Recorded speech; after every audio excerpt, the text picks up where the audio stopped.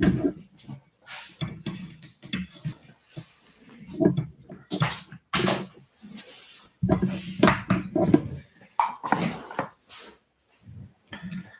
hello.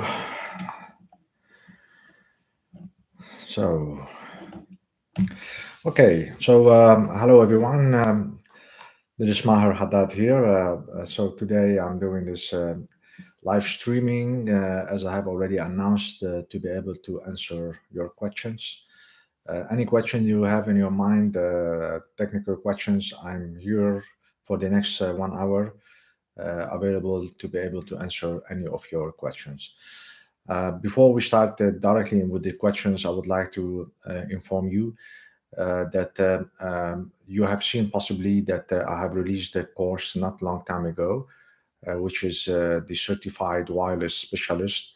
This course, Certified Wireless Specialist, is one of the series of the CWNP tracks. So CWNP, which is Certified Wireless Network Professional, and this is an organization doing all type of courses which are for wireless. So the first course that they have in their track is called the CWS, Certified Wireless Specialist. So I have done a complete course about that. And the good thing is that you can do the exam with CWNP directly on their website for this to get the certificate. So there's no need to go to Person View or to Prometric Center or whatsoever. You can have an account and then you buy the voucher for the exam. And after you watch my video course, you can buy the voucher exam and do the exam with CWNP. And if you pass it, you get the CWS Certified Water Specialist certificate. All right. If you are interested in this course, please go to my website, which is mynetworktraining.com. And over there, you can, if you want to buy this course individually, you can. Or if you want, you can have a membership for all courses. You can have access to all my courses, actually, which are at this moment around 67 courses as per Udemy and per my network training platform. So I have 67 published courses from different brands such as Mikrotik, Ubiquiti, Juniper, Cisco, pfSense, Huawei, Aruba. I don't know if I'm missing something more, LegalWave.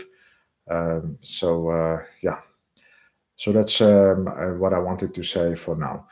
Now, I can start getting your questions. So I can see that the number of users is being increased now. We have around 13 users. I hope with the time now we will have more and more, because I have already announced about this live streaming upfront. I sent it to all my contacts on my networktraining.com, on Udemy, and also here on YouTube channel and on all my social medias. All right, so the first question I have here, how to configure OpenVPN in Mikrotik. Configuring OpenVPN on Mikrotik is straightforward. I do have a course called VPN on Mikrotik with labs. Over there, I explain step by step how you can configure OpenVPN on Mikrotik. I advise you again to go to my website, mynetworktraining.com, make a registration there, and watch the course VPN tunnels on Mikrotik with labs. There you can see how you can configure OpenVPN. Any other question? Hello, everyone. So those who are writing me hello, so hi, guys. I'm here for you for the next hour. I'm live now. You can contact me directly, write your questions here, and I'm happy to answer to your question. Another question, is there any way to bypass the CGNAT so we can forward the post to our router? I'm not sure what you mean by the CGNAT. If you can just explore more your question so I can answer it. But normally, any type of NAT, the port has to be NATed with the NAT, unless you have some restriction or they make some restriction that. But normally the ports, when the NAT happen, the ports also will stay. Will when you, for example, say that you have netted some traffic, you're doing HTTP, and then you netted some traffic, so that port you can net it, and also you can do some restriction on it. All right. Again, hello everyone, guys. Those who are saying hello.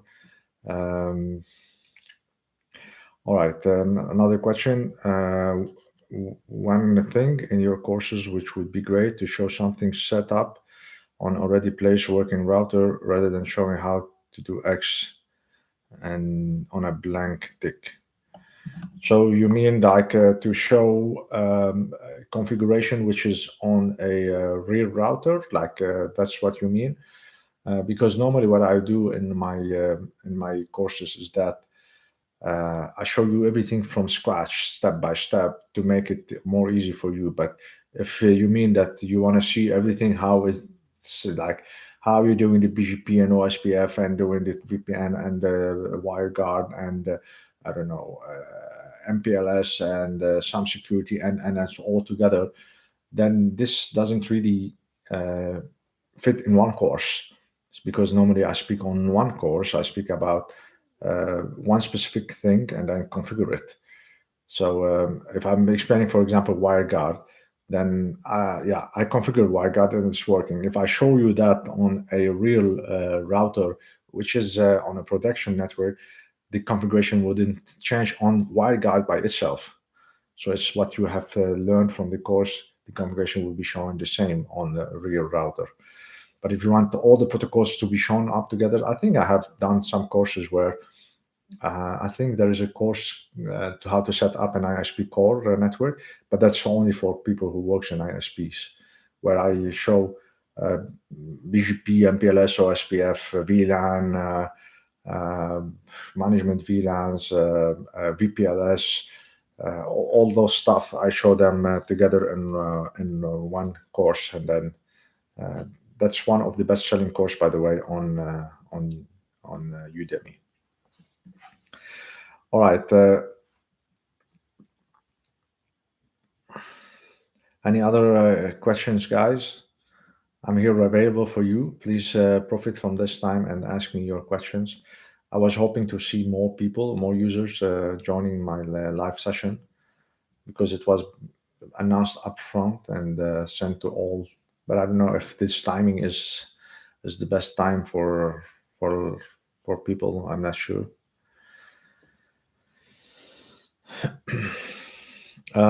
So I can see. Oh, you mean by carrier grade NAT? Okay, now I understand. So you want to get over it. So I think. Okay, now you have written something. So let me check. My ISP can't provide me with a static IP, and that's why I can't forward ports on my network. I can't use DDNS because the ISP is applied kind of VNet. Why DDNS also? Oh, okay. So most likely you have private IP addresses from your provider, and you want to reach to something from the internet to reach to your network. That's most likely your case and what you are describing for me now. If you don't have a public IP, yes, if you use DDNS, then it doesn't show IP from your network because you don't have a public IP. So there are some platforms where what you can do, you can run on your Mikrotik router, you run a VPN, and you get a public IP from a VPN provider on your router, and then you use that to do your remote access to your routers. Another thing is that there are a lot of platforms which provide you DDNS. So it's the same concept. If it's DDNS or public IPs from VPN, it's almost the same concept that you can use it. Okay. Another question. Hello, I want a constructive OpenVPN in Mikrotik version 6 vs version 7 video from you. Okay. I normally don't work too much with OpenVPN, to be honest with you, because with the presence of WireGuard, why shall we use OpenVPN? There is no reason for using OpenVPN anymore. Sometimes it's a complicated OpenVPN. So that's if you have WireGuard on version 7, which works AKA as IPsec, for example. So why do we really need to use Open? I'm not saying that OpenVPN is bad, no, but yeah, you require some knowledge to know how to configure it. And I have a course speaking about version 6, how to do it. On version 7, I didn't try even to see how it works, but I think it's the same way you do it on version 6, you do it on version 7. A lot of questions comes also from students is like, when are we going to see more videos on version 7? So I'm doing a lot of videos on version 7 for topics that are on the version 7 different than the way you configure it different than you configure it on version 6. That's the reason. But if you tell me make a video about setting up an IP address on the interface, yeah, just as an example, on version 7, yeah, why shall I do this video if it's exactly the same as you do it on version 6? Yeah. Or make a video about firewalling on version 7. Yeah. The same what you do on version 6 is exactly the same that you do it on version 7. Same steps, same clicks, same everything. So why do I need to repeat and doing more videos on version 7 while there is a course on version 6 showing you exactly the same things that you can do when you watch it on version 6 is exactly the same steps you do it on version 7. So I understand that OSPF, you need it on version 7. I already did it. RIP needs to be done on version 7 because those two are different than version 6. I already did it. Now there is, for example, BGP and MPLS. I did not yet do the version 7 yet. I should do that. I'm still doing videos, or I have the videos on version 6. So, yes. But the rest, I would say most of the things are similar, exactly similar. It can be that there are some, for example, on VPN on version 7, there is WireGuard and there is a zero tier on version 7. So, my course, which is VPN on version 6, I speak about PPTP, L2TP, OpenVPN, GRE, IP, all those on version 6, but all are the same as on version 7. Now, what I've done is that at the end of the course, I added the topics which came on version 7, which are WireGuard and zero tier. That's an example. So you can know, because there is no point to repeat or redo the videos on version 7 while they are exactly the same the way you configure them on version 6. We're using Winbox, of course, because on command line, the difference is that normally we used to write on version 6 IP address, for example, print. Now you have to write IP/address/print. So it's not also too different than how it was on version 7 and version 6 and now how it is on version 7. Okay, other question. Is WireGuard possible with CGNAT? Want to set my hub AC3 WireGuard server, but due to the ISP could not reach to my router from internet. Any idea? Again, if you are under a NAT from your ISP, you cannot reach the IP of your router, whatever you do, unless you get an IP, public IP from a provider. So that's something you have to put in mind. So then it's no problem if you use WireGuard or you use whatever other protocol.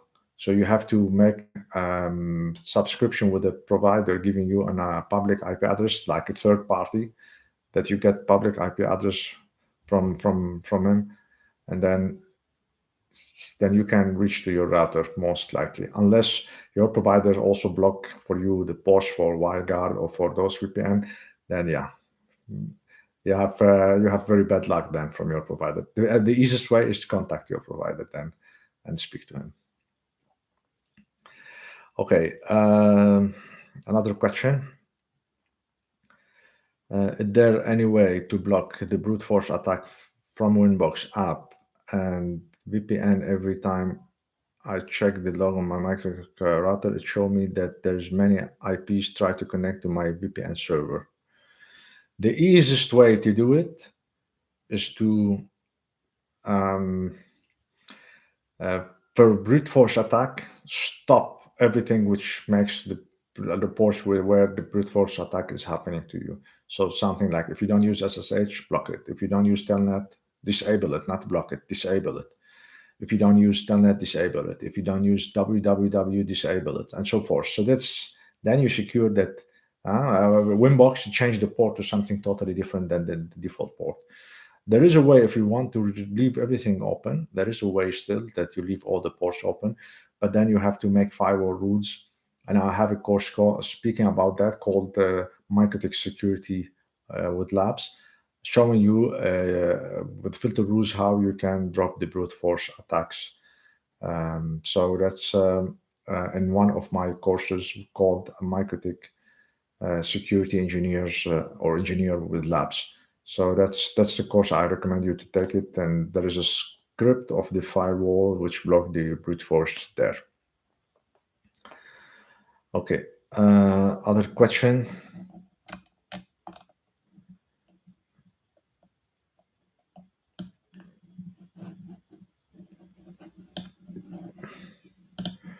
Okay. The old structure should be retained but gradually transferred to Mikrotik. It's a very big job. I don't know what you exactly mean.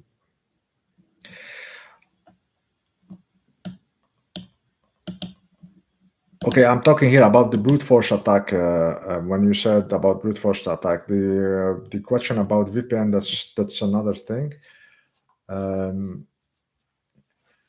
The question of VPN is that so I understand that you have VPN enabled and you have attacks on that on the VPN. And then if you have attacks, most likely is you are using public IPs for your VPN server.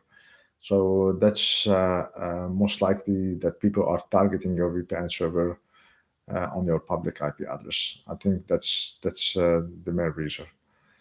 Yeah, you can disable it. You are right. You can disable your VPN if you want to use it. So I'm not sure what things you can do here. I think there's possibility that you can change the port of the VPN.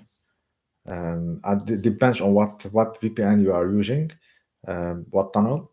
But there is possibility that you can change the port, and then because those attacks normally they don't come from real people, they're not physical person like you or any one of us. It is from some machine machine that is doing the attack.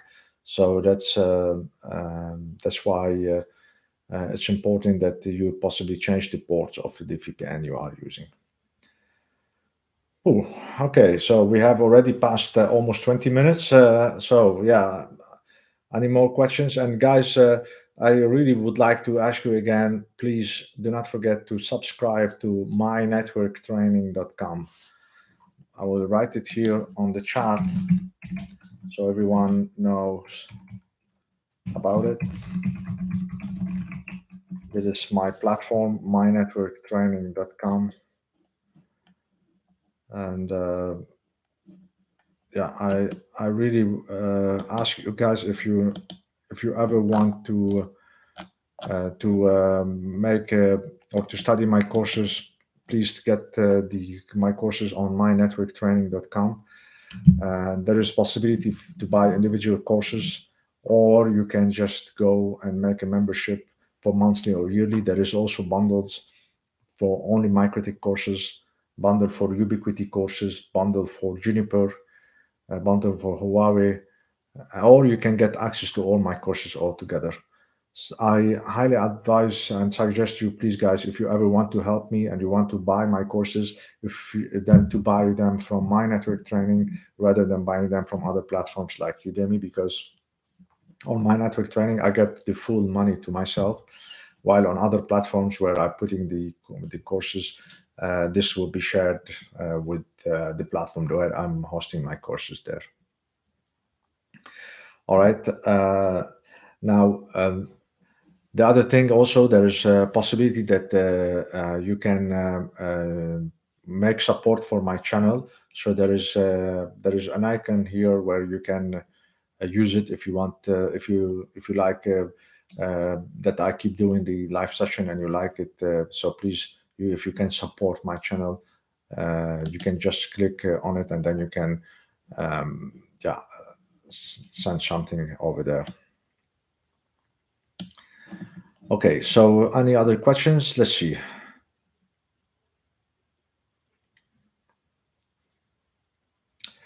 It is possible to create two IPsec VPN between two Mikrotik routers over the internet by two different ISPs, both sides, and bundle two. Oh wow, that's and you want to bundle it also, huh? So, yeah, I don't know how those questions comes to your mind, guys.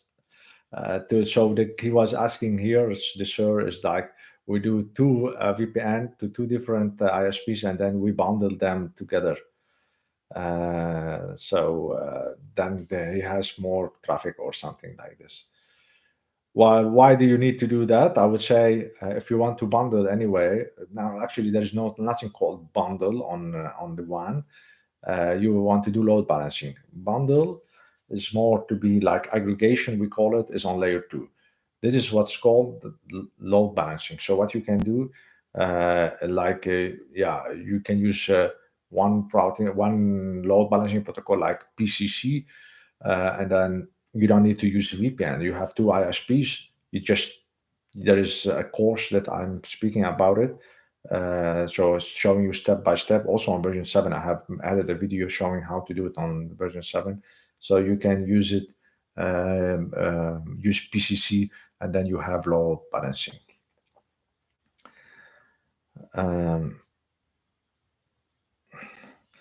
A question: what is the cost if I buy your courses directly from you?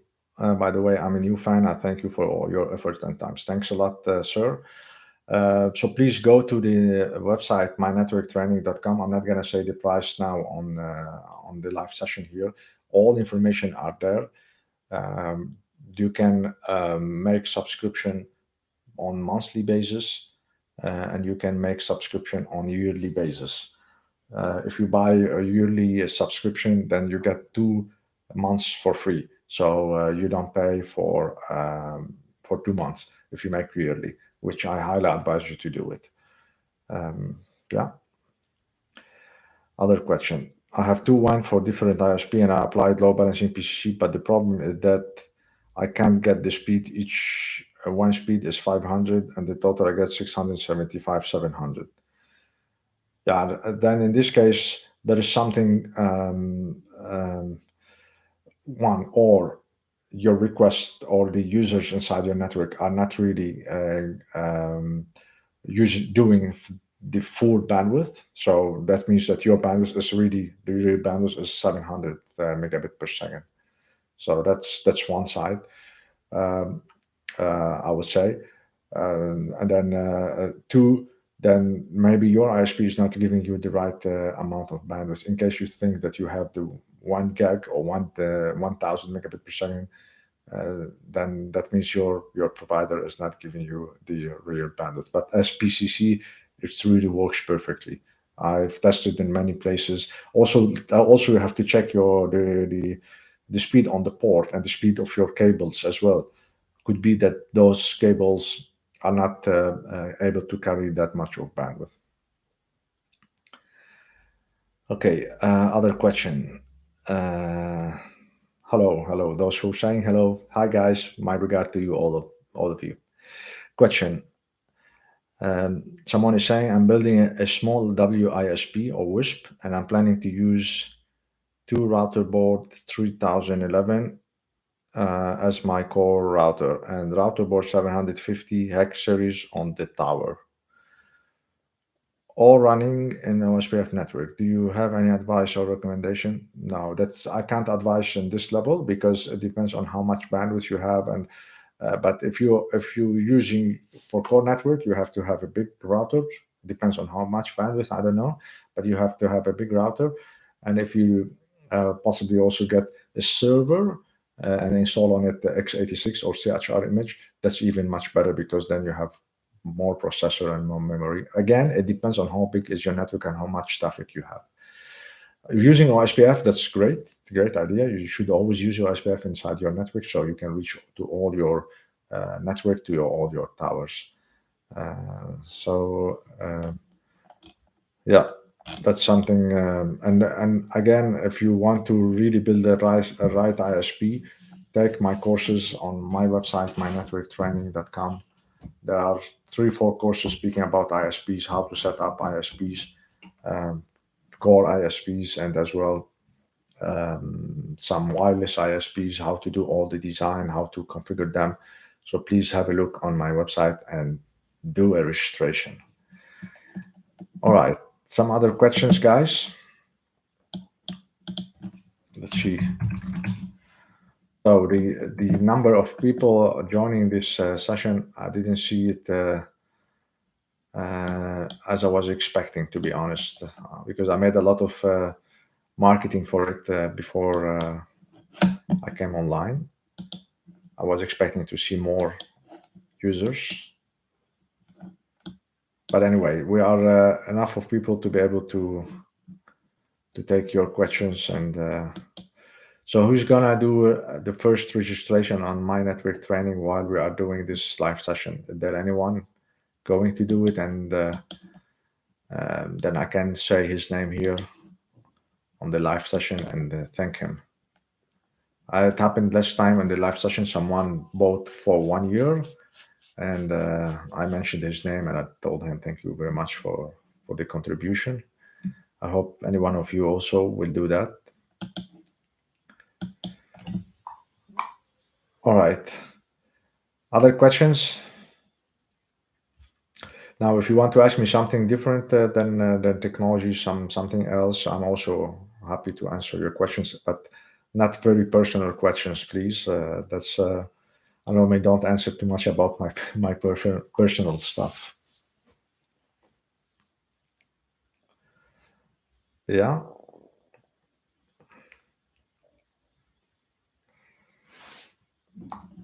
Okay, it became a bit quiet now. All right.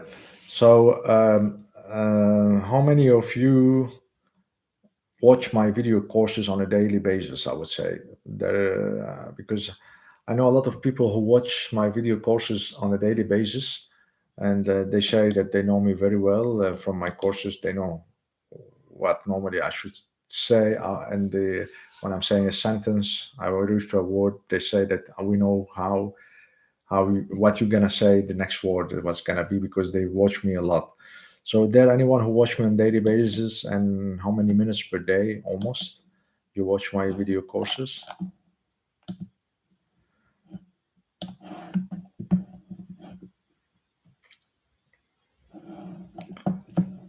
Okay, on daily basis. Yeah, interesting to know that people are watching me on a daily basis, and so you know me very well, I think, but I don't know. Yeah, if I tell you how many hours I see, like if I look to, maybe I can check for now for you and tell you directly now how many hours only on Udemy people are watching my videos. Let me just get that for you right now. So if I look for Udemy, for example, in September, people watched 144,810 minutes in October. So if I will make it per hour, so 144,000, how much we said? 144,810 minutes divided by 24 hours. That's 6,033 hours only in September. 6,033 hours. So that's, if you make it per days, 6,033 hours. Actually, I think I made the mistake here. Let's repeat the calculations. So 188 188, sorry, 144,810, 144,810. That is per minute. So per hour divided by 60, we have to say. By 60. Because every 60 minutes is 1 hour. So that's 2,413, and divided by 24. So that's like 57 days, 900. So like 58 days, only months of September, people watch my videos on September. So that's a lot of time, I would say, that people are spending watching my videos. Same also my network training. I do have almost the same number. So yeah, that's a lot of people watching my videos. Okay, you downloaded too many videos, so I can't repeat them. Actually, you are not allowed to download my videos. My videos are not made to be downloaded, so I don't know how you downloaded them. And yeah, normally it's not allowed to download my videos. My videos are just for to be watched online, because if anyone download them, normally it shouldn't be a problem if he download them to watch them himself normally. But the problem is that if I enable it to be allowed to be downloaded, then I know at the end of the day this is going to be distributed. Even though now that I don't allow it to be downloaded, there is a sir here saying he downloaded. I'm not sure how he did it, but there are a lot of people downloading the videos and then sharing the videos without I receive anything back as money, which is against the privacy of my work. So yeah, I would appreciate that people buy my courses and not get it from anywhere for free, like pirating my courses and watching them, because you can't imagine how much hours and hours I spend into preparing the courses, doing the courses, recording them, editing them, publishing them, and this all takes a lot of time. Not to have someone just getting them, downloading them, and distributing them, and then people watch them for free. So yeah, I hope that this message is clear, because I know that we can't control it at some point, but please try to help that to get my courses with paid money, because this really helped me, my family, and to have a living of that, from that, and not just downloading them and distributing them in the market. Okay.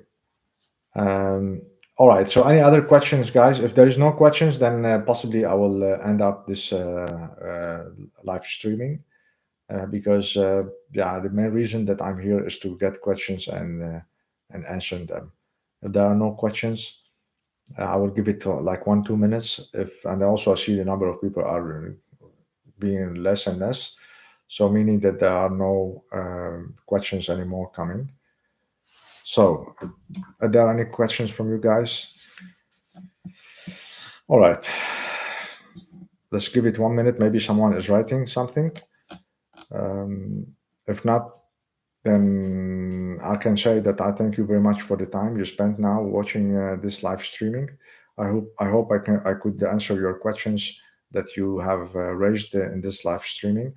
Again, I really would appreciate that you go to my platform, mynetworktraining.com, which I pinned it on this live chat, and do registration there.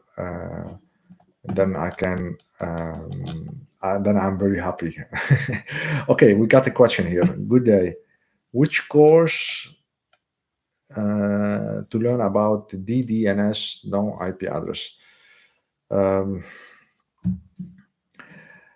I'm not sure if I have made any course speaking about DDNS, but DDNS is straightforward. So I can explain it to you right away or now if you want. So if you go to, if you have a public IP address on your router, which change a lot, like you don't have a public IP address which is always there on your Mikrotik router, meaning your provider can change your public IP address. And this will cause that you cannot sometimes log into the router because in case you don't know the public IP, then you cannot reach to the router because you don't know the new public IP that your ISP provide you.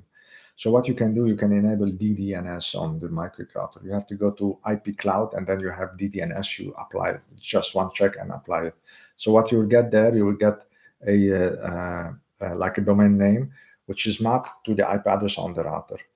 Now, this domain name will never change. It's there always. If your IP address on the Mikrotik router change, then he will map to the new IP address. So what you have to do, you have always to connect to the DDNS and not to the IP address anymore, which never change. That's, you go IP cloud, click on it, check it, and then it works. Okay, between Cake and FQCodel-Q, which one is better? Router OS version 7. So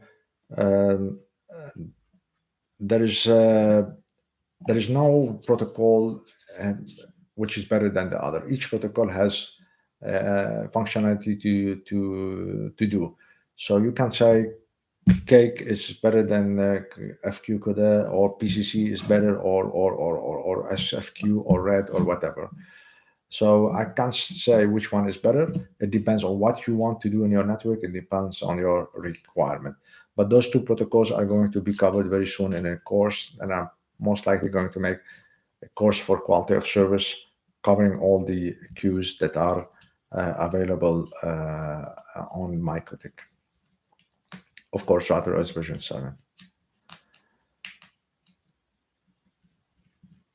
Okay, other questions? So more specific to use with VPN. So back to the question about the VPN, as new Mikrotik routers do not come with DDNS anymore. Is it? They don't come with DDNS anymore? Yeah, I didn't know about that. I don't think so that that new Mikrotik routers, they don't come with DDNS. It's a new news for me. Please check IP Cloud and then see if you can see it there. Okay, so we have another one saying hello, hi from Slovenia. Hello, sir, Slovenia. I've never been in Slovenia.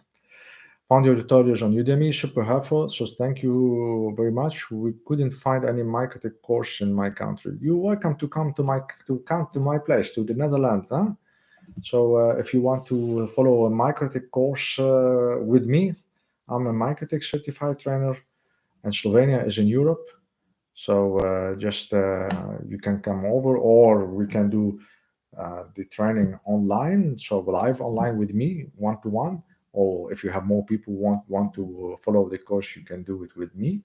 And then after we finish the course, you come to the Netherlands, and then we make a small session to recap the information that you studied with me live, and then you can do the exam.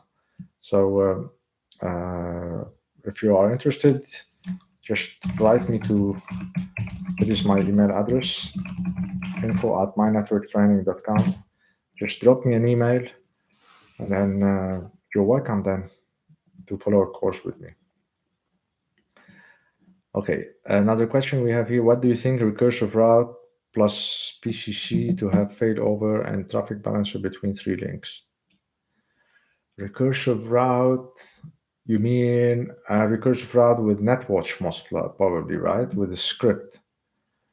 That could be a good idea to bundle them together. So you do PCC, and in case one link goes down, then the second link would start passing the traffic. I think that's what you mean, right? Yeah. All right. So I think, do we have more questions first before we finish?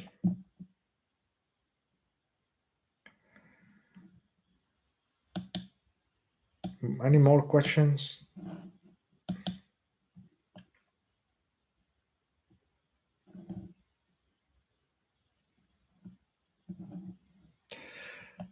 Previously with my network training, not anymore. Why? Now you should go. do the registration, and then I will say, Mr. Let's see the name. Mr. Helmut has just signed up now for 1 year, right? I think you're gonna do it. All right. Um, so again, guys, my network training is the source of my income or my revenue. So of course Udemy as well, but my network training, not no one share with me the profit that I do. So if you ever want to buy courses, please always use my network training courses from me, of course. Use mynetworktraining.com. All right, guys. So again, I thank you very much for the time you watched this live um, live session, and I hope that I could answer to your questions. I think that it was a fruitful session together, and again, I'm going to make it every week on the same time, Tuesday at 5 p.m. And please, if you can join it by next week also, and let all people or more people know about this live session, so also they can join, and yeah, we can have fun here, and I can answer your questions, and you can interact with me. So I thank you very much for the time, guys, and see you next week. Bye bye.